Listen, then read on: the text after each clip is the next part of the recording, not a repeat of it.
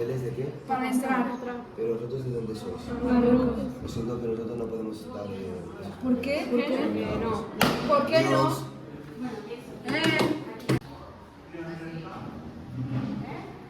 Hola, ¿me podéis dar papeles de entrada? Sí, papel. ¿Papeles para entrar?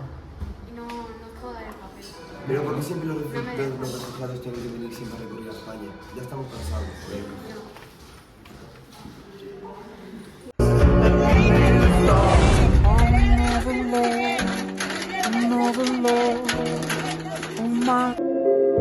No has de pensar en la cultura, ni en la nacionalitat, ni en el gènere. Només has d'aplicar el dret.